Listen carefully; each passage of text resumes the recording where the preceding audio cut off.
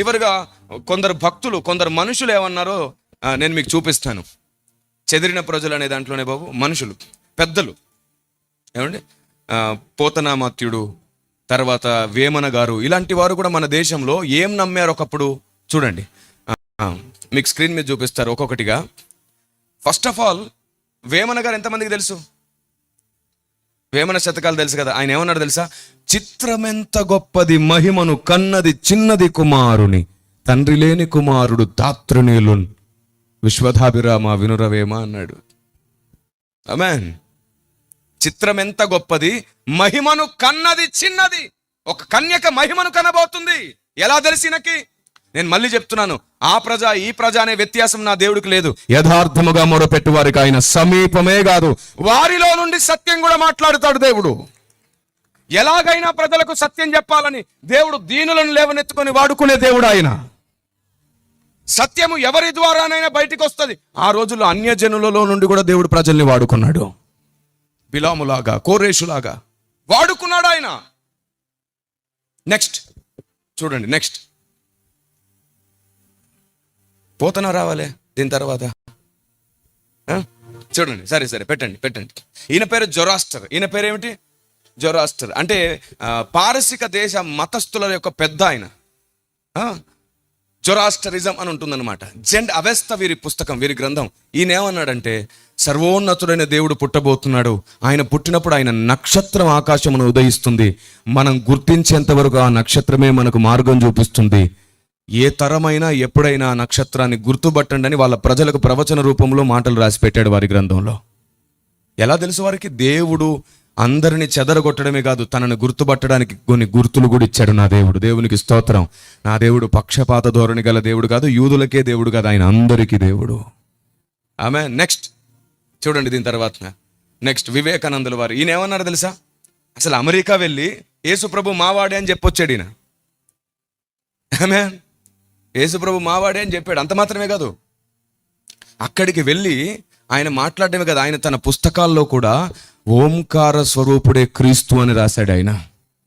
ఆయన కాలంలో ఒకవేళ నేను బ్రతుకుంటే యేసుప్రభు నీళ్లతో పాదాలు కడిగారు, నేనైతే నా రక్తముతో ఆయన పాదాలు కడిగేవానని అన్నారు. అంతగా క్రీస్తును గుర్తించినటువంటి వ్యక్తులు అన్నమాట వీళ్ళు. ఆయన దైవత్వాన్ని గుర్తించిన ప్రజలు.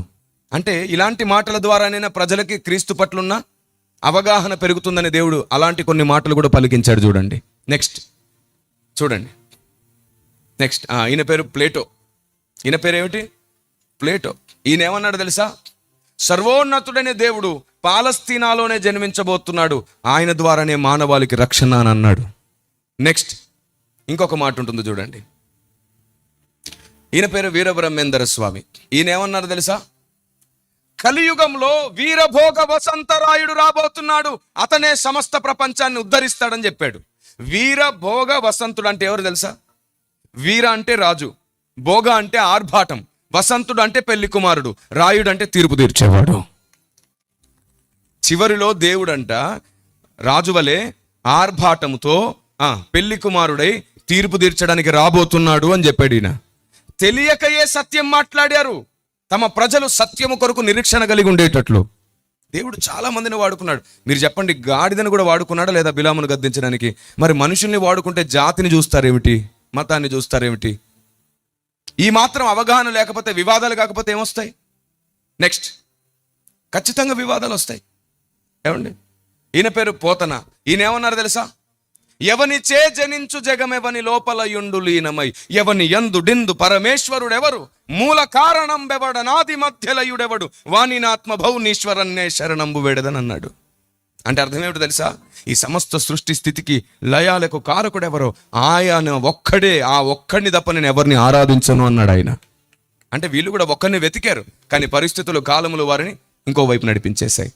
దేవుని ప్రపంచమంతా ఒక్కడినే వెతికింది. ఆ ఒక్కడిని నిరూపించడానికి ఈరోజు ఆయనకు ఆయుధాలు కావాలి, సువార్త చెప్పే వీరులు కావాలి, జ్ఞానముగా ఆలోచన చెప్పగలిగినటువంటి సహకారులు కావాలి. నీ గిన్నె నిండి అనేకులలో జ్ఞానము పొర్లాలి. దేవునికి స్తోత్రం. ఒకనాటి రోజుల్లో పెద్దలు బైబిల్ కాలేజీకి వెళ్ళింది తక్కువ, పరిశోధన కూడా తక్కువ, ప్రార్థనా గది అనుభవం, కన్నీళ్లతో సంఘ నిర్మాణం. అందరినీ దేవుని కొరకు జాగ్రత్త చేయడం, ఇదే ఆనాటి దినాల్లో ఎక్కువ మంది చేయడం ద్వారా వాక్యము, పరిశీలన, సిద్ధాంతం, పునాది అనే వాటి మీద అవగాహన తగ్గిపోయి ఈ పెరుగుతున్న కాలంతో పాటు అవి వివాదాలుగా మారిపోయాయి. ఎందుకంటే బొట్టు తీయమని బైబిల్ చెప్పలేదు, తెల్ల చీర కట్టుకుంటేనే భక్తులని బైబిల్ చెప్పలేదు, బంగారం సమర్పిస్తే తప్ప నువ్వు భక్తి చేయడం కుదరదని బైబిల్ చెప్పలేదు. ఇలాంటివన్నీ సిద్ధాంతాలుగా మారేసరికి భారతదేశంలో వేటిని ఎక్కువ సెంటిమెంట్గా భావిస్తారో, వేటిని ఎక్కువగా గొప్పదిగా భావిస్తారో వాటిని మనం ఖండిస్తున్నట్టుగా అనుకొని మనకు శత్రువులు అయ్యారు. నిజానికి బొట్టు పెట్టుకున్నట యందు ఏమీ లేదు, పెట్టకపోవట యందు ఏమీ లేదు.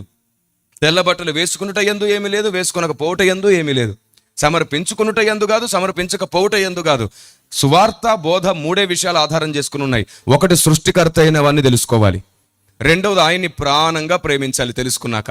మూడవది, ఆయనకు నచ్చిందే చేయడం కొరకు బ్రతకాలి, భక్తి చేయాలి. ఈ మూడు జాగ్రత్తగా చేస్తే ఏవి మారాలో అవి మారిపోతాయి, ఏవి తీసేయాలో అవి తీసేస్తారు.